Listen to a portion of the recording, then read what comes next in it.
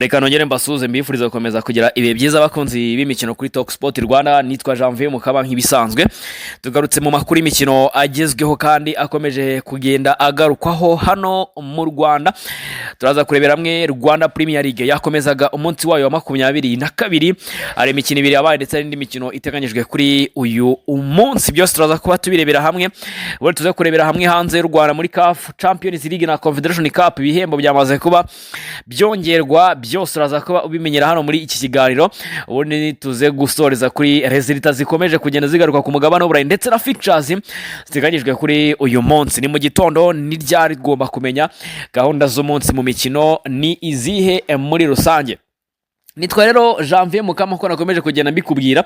Iyi Talk Sport Rwanda, icyo usabwa no gukanda subscribe ugasharinga ikiganiro, ubundi ibintu byose bikarushaho kugenda bigena neza ndetse ukenjoyinga amakuru y'imikino kuri Talk Sport Rwanda muri rusange. Mbibutsa kandi ko n'abantu mushaka kwamamaza kuri YouTube yacu Talk Sport Rwanda, imiryango irafunguye ku mafaranga make cyane.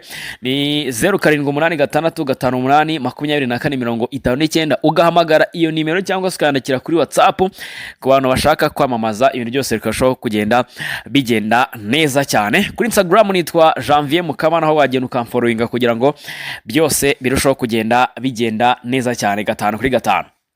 So shampiyona yo yakomezaga ku munsi w'ejo, hari imikino yarangiye ndetse hari n'iteganyijwe uyu munsi nk'ibisanzwe. Ariko ku munsi w'ejo ekipe ya Airmelek yanganyije na ekipe ya Gasogi United igitego 1-1. Akaba ari umukino navuga ko Darikonovic yatakaje ku maherere, ndetse akaba ari umukino yaza kutsinda agombaga guhita afata umwanya wa mbere. Airmelek yatsinze igitego cya mbere ku munota 20 gitsinzwe na Raja Naina Nicolas w'umunya Madagascar, kiza kwishyirwa na Nigena Ebenezeri wa Gasogi United ku munota wa 60. Umukino biza kurangira urangira igitego 1-1. Ikipe ya Darikonovic Airmelek Sport Club ibura amahirwe yo gufata umwanya wa mbere. Ngo umukino rero kurangira igitego 1-1. Hakurikiye undi mukino wenda niwo tuza kugarukaho cyane. Ekipe ya APR Football Club ibifashijwemo na William Togwimeri Kumbara iza kubona intsinzi y'amanota 3 nyuma y'iminsi 4 itabona, cyangwa se imikino 4 itabona amanota 3 imbumbe, nyuma yo gutsindwa na Al Hilal, kanganya na Polisi, kanganya nande wundi nitakaza amanota menshi cyane kabisa. Biza kurangira ekipe ya APR Football Club ibonye amanota 3. Igitego cya Khalifa Traore ku munota 23 nicyo cyafunguye amazamu ku mpande zombi. Witwa Khalifa Traore ukina ekipe ya Gorilla gitse ku munota 23. Ku munota 46 kirwa na William Togwi mu gihe ku 94 ubwo ni ku munota wa nyuma w'inyongera William Togwimeri aterekamo ikindi igitego. Biza kurangira APR Football Club itsinze umukino ibitego 2-1. N'umukino wagaragayemo ibintu byinshi bitandukanye, by'umwihariko byiganjemo impinduka ndetse no guhindura mood abakinnyi ba APR Football Club bari basanzwe barimo, by'umwihariko guhindura uko bitwaraga ku mikino. N'umukino APR Football Club yari bizi neza ko ifitiye ideni abafana bayo kutabona amanota 3 imbumbe. Yego nayo ntiheruka gutsindwa kuko yatsinzwe na Al Hilal gusa mu mikino iheruka, ariko nanone kutabona amanota 3 imbumbe byari nk'ideni ifitiye abakunzi bayo. Banyamukandagira mu kibuga kikasa imitutu, yaje kubona amanota 3 gushimira uwitwa William Togwimeri wagaragaje ko rutayizamu APR Football Club ifite. Yaje abantu batamwemera, bamwe baravuga bati uyu nguyu arashaje, muramaze ijya adakina. Mu byuke gaje afite imvune, avuye mu cyiciro cya kabiri muri Turukiya afite imvune. Abantu baravuga bati APR Football Club iribwe, ariko igihe cyarageze abantu batangira kwinyuraguramo. Abantu batangira kuvuga bati nyamara dushobora kuba twaribeshye. William Togwimeri ni umwe mu bataka beza imbere y'izamu bari muri uru Rwanda, rero akaba ari wafasha APR Football Club kubona amanota 3. N'umukino APR Football Club yari yakirimo kapiteni Claude Niyomugabo wari wagarutse nyuma y'igihe arwaye. Yari yagarutse ngira ngo bifite ahantu bihure no kuba yanatsinze, ko imikino yose APR Football Club yanganyije kapiteni ntago yari ahari. kapiteni ntabwo yari ahari, rero kapiteni yaje, kipe iratsinda ibona amanota 3. Byumvikane rero ko ari ibintu byiza cyane ku muntu nka kapiteni kuza ikipe yari imaze iminsi struggling kubona amanota 3, kapiteni akagera ikipe igatangira gutanga resulta ziri positive. Rero abafana nubwo batari kwishimira umutoza Abdelrahim Taribo bavuga ko atari ukunguko bagakwiye kuba bakina, ndetse atari gutsinagurira ku mwuka wa nyuma, umwuka waheze, dore ko igitego cya kabiri cyagiyemo abafana bihebye. Ubwo rero ikintu gihari, Tarebo n'abahungu be rwose babyumve neza ko bakwiye kongera akantu k'imikino ikipe bakajya bayitsinda bayihejeje n'umwuka. Ikintu cyo mu mufana bashaka ngo ikipe uyikubita ariko wanayibangamiye cyane. Urumva rero ni APR Football Club yahise inganya amanota na Al Hilal Omdurman, ariko APR Football Club yo iguma ku mwanya wa kabiri bitewe nuko ifite izigamye ibitego bike cyane. Rero mu gihe Al Hilal Omdurman ngiye kukubwira resulta n'ubundi ziteganyijwe kuri uyu munsi, ku buryo ntabwo wakizera kiri butakaza amanota da, ntabwo ibyo wabyizera, ntabwo bibaho, ntabwo wakizera kiri butakaze amanota. Ubwo rero APR Football Club yagize 42, inganya na Al Hilal ifite ibirarane 3, mu gihe equipe ya Rayon Sport iza gukina uyu munsi. Ubwo fixtures z'uyu munsi ari nabwo mbona uburyo ngaruka kuri equipe ya Rayon Sport aho gatoya, ko twese tugomba kujya tubivuga, twarabyemeranyijwe. Uyu munsi hateganyijwe imikino igera kuri 5, hateganyijwe imikino 5. Ekipe ya Rutsiro irakira Marine saa 9 z'umugoroba kuri stade Umuganda, nako kandi kuri stade ya Muhanga AS Muhanga irakira ikipe ya Police Football Club, mu gihe kandi saa 9 z'umugoroba ekipe ya Musanze iza kwakira ikipe ya Rayon Sport. Kuri saa kandi ekipe ya Kiyovu Sport irakira Gicumbi Football Club, mu gihe kuri saa kandi saa 9 kuri stade Kamena ekipe ya Mukura Victory Sport iri bwakire ikipe ya Al Hilal Omdurman.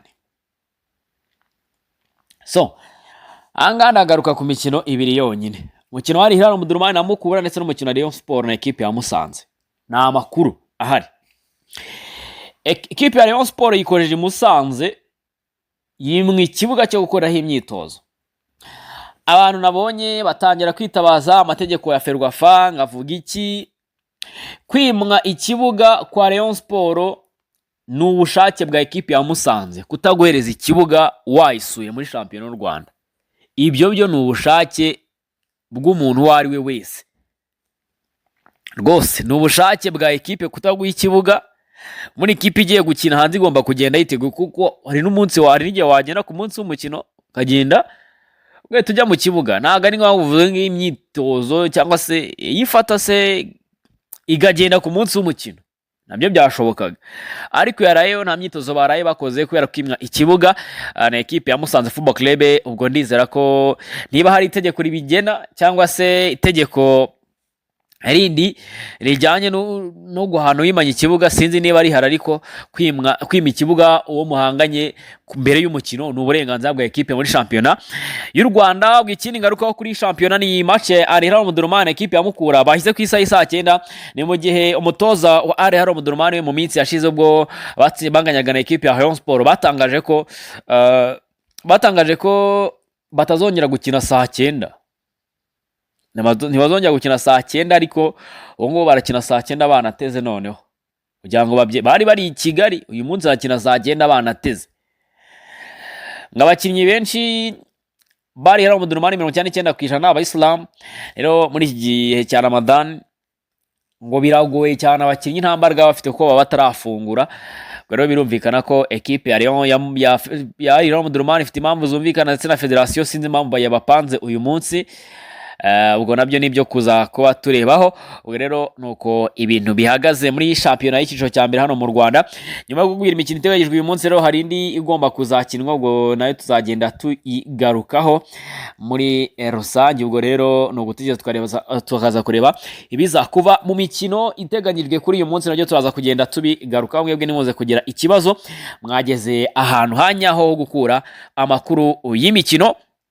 Ubwo ikindi tugiye kuba tugarukaho twebwe kano kanya ni ibihembo bya CAF Champions League byamaze kuba byongerwa byo na Confederation Cup, kugira ngo urumva ko twamaze gusohoka hanze y'u Rwanda mbere yo kujya mu mashampiyona yose. nababwiye ko tuzagarukiraho mu byumve. Impuzamashyirahamwe y'umupira w'amaguru muri Afurika CAF cyangwa se Confederation d'Africaine Football, Confederation Africaine de Football nibyo yongereye ibihembo bihabwa amakipe yitwaye neza, aho izagiye kwa CAF Champions League izajya ihabwa miliyoni 6 z'amadolari, yatwaye Confederation Cup bihabwe miliyoni 4. Ni kimwe mu bishishikaje komite ya nyobozi ya CAF iyobowe na Patrice Motsepe no kongera ubushobozi bw'amakipe muri Afurika, hazamurwa ibihembo by'abayitabira amarushanwa mpuzamahanga muri rusange. Intambwe ya mbere yateye muri 2025 ubwo CAF yongeraga ibihembo by'amakipe yitabira igikombe cya Afurika, aho Senegal iheruka kwegukana icyabereye muri Maroc yatahanye miliyoni 10 z'amadolari. Kuri inshuro rero hagezweho amakipe yitwaye neza iwayo, aho amakipe azitabira CAF Confederation Cup na CAF Champions League mu mwaka w'imikino wa 2025-2026 yongerewe amafaranga yahabwaga. Kandi muri CAF Champions League amakipe azajya agabana miliyoni 19 nk'ibihembo. Ikipe izekana iri rushanwa izahabwa miliyoni 6 z'amadolari, ubwo ni miliyari 7, miliyari 8 zirenga z'amafaranga y'u Rwanda, mu gihe yabaye iya kabiri yo ikaba izabona miliyoni 2, ubwo ni miliyari hafi 3 z'amafaranga y'u Rwanda.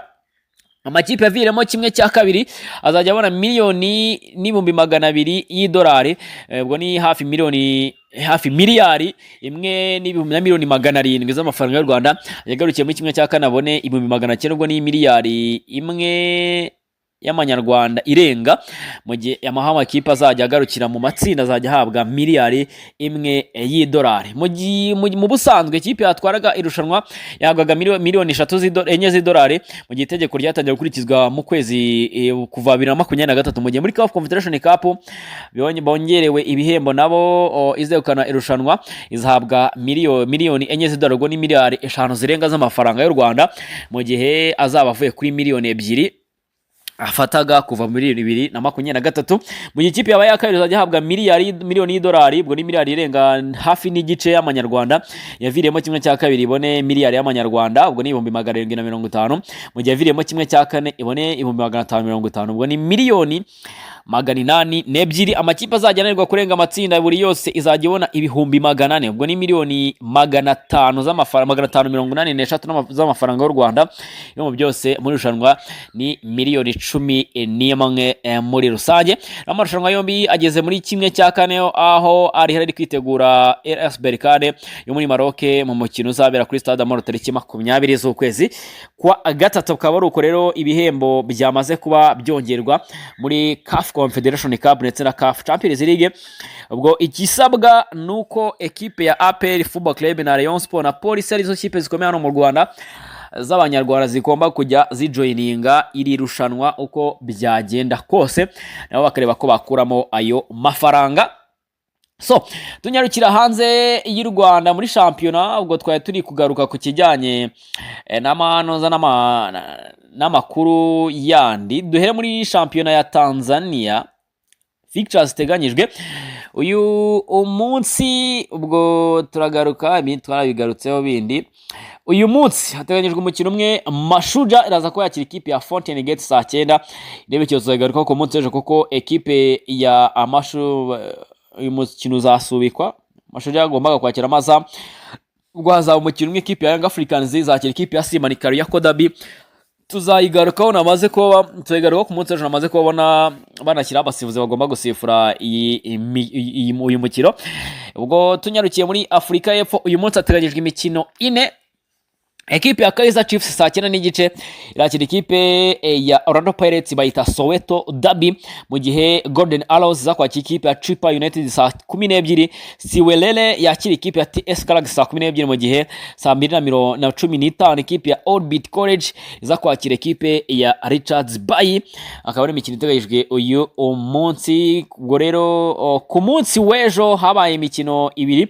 Magesi yatsinzwe na Polokwane City ibitego 2-0. Bochitse n'ikipe ya Amazuru Football Club ibitego bigera kuri 2-0. Akaba ariyo mikino iteganyijwe kuri uyu munsi muri shampiyona ya Maroc, nkuko twagiye tubabwira ko ariko tuzagera tuzigarukaho. Ni match zo zirube mu rukera saa 6 z'ijoro. Ekipe ya Difa Edge yakira ikipe ya Union Yakub El Mansour, mu gihe Ittihad iza kwakira Ittihad Tanger iza kwakira ikipe ya New Tuareg Sport, mu gihe Olympique Club de Safia yakira ikipe ya Olympique de Sahel.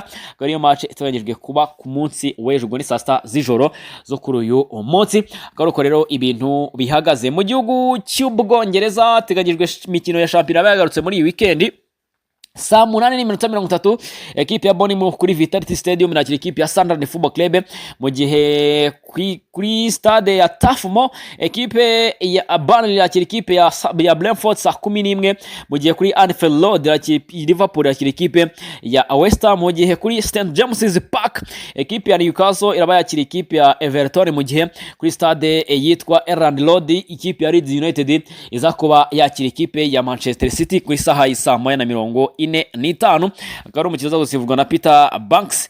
Rero akaba iyo mikino iteganyijwe mu gihugu cy'Ubwongereza kuri uyu munsi. Mu gihugu cya Espagne kuri stade yitwa Estadio de Vallecas ekipe ya Rayo Vallecano irakira ekipe ya Atletico Bilbao, mu gihe kuri stade ya Spotify Camp Nou ekipe FC Barcelona iza kwakira ekipe ya Villarreal, mu gihe kuri stade yitwa Estadi Mallorca Son Moa irakira ekipe ya Real Sociedad, mu gihe kandi kuri stade yitwa stade Estadio Municipal Carlos Tartier ekipe ya Real Oviedo iraza kwakira ekipe ya Atletico Madrid. Mu gihugu cy'Ubufaransa ngo ni imikino iteganyijwe kuri uyu munsi, ekipe ya Rennes kuri Razon Park irakira ekipe ya Toulouse, mu gihe kuri stade yitwa Saint Louis wa Gabiri ekipe ya AS Monaco irakira ekipe ya Angers, mu gihe kuri stade yitwa Stade Océane ekipe ya Le Havre irakira ekipe ya Paris Saint-Germain. Mu gihugu cy'Ubudage kuri Bay Arena ekipe ya Leverkusen irakira ekipe ya Mayence 05, mu gihe kuri stade yitwa Borussia Park ngo ni saa 10:30 irakira ekipe ya Borussia Mönchengladbach irakira ekipe ya Nyoberere, mu gihe kuri stade yitwa Prezero Arena ekipe ya Hoffenheim irakira ekipe ya St Pauli, nayo ni match za kuba saa 10:30, mu gihe Werder Bremen kuri stade yitwa Weser Stadion iza kwakira ekipe ya Heidenheim ngo ni Werder Bremen, mu gihe kuri Signal Iduna Park Der Klassiker saa 8:30 ekipe ya Bayern Munchen iraba yasuye ekipe ya Borussia Dortmund.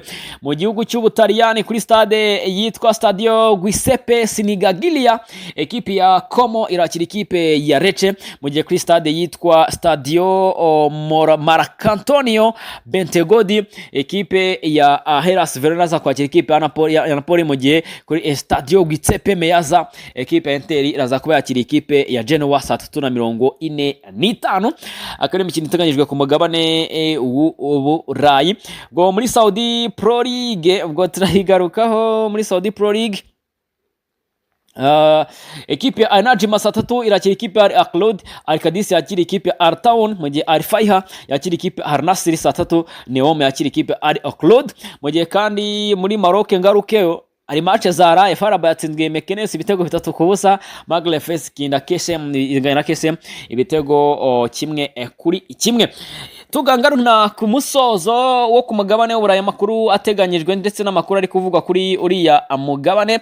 Ku munsi w'ejo habaye tombora ya Champions League 1/8 kirangiza, aho amakipe rwose yagomba kwesurana imwe mu mikino ikomeye ndetse n'imwe amakipe navuga ko afite inzira iharuye ni ikipe ya Arsenal. Mutega amatwi mugire tombora uko yagenze ku munsi w'ejo.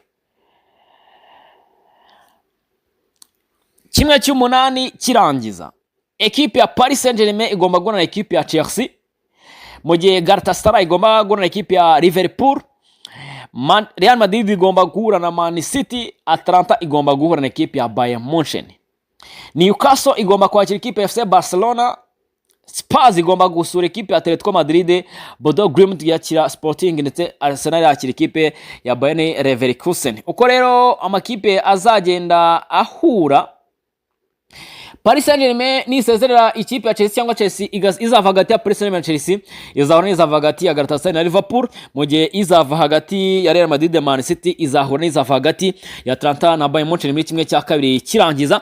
Ni mu gihe kandi izava hagati ya Newcastle na Barcelona izahura n'izava hagati ya Atletico Madrid na Tottenham, mu gihe izava hagati ya Bodo Glimt na Sporting Club de Portugal izahura n'izava hagati ya Arsenal na Bayer Leverkusen. Akaba rero ari umuhanda cyangwa se inzira nziza cyane yo gushaka itike iberekeza i Budapest muri Hongiriya, aho ugomba kubera umukino wa nyuma wa Champions League. Akaruko ibintu bipanze. So ngira ngo amakuru yo nari mfite nayo ngayo, mukomeze mugire ibihe byiza, tuze gura amayandi makuru yacu atatureba bamwe byinshi bitandukanye. Nge nitwa Janvier Mukama Initalk Sport Rwanda. Cyo mbasaba no gusharinga ikiganiro kana subscribe, ibintu byose kurushaho kugenda bigena neza, ubundi tukaza kubana mu yandi makuru yacu ataha tureba bamwe byinshi za kuba bigezweho muri rusange. Imana ikomeze ibarinde, duhere mu yandi makuru yacu ataha. Initalk Sport Rwanda, mwikubakana subscribe, ibintu byose kugenda bigenda neza cyane.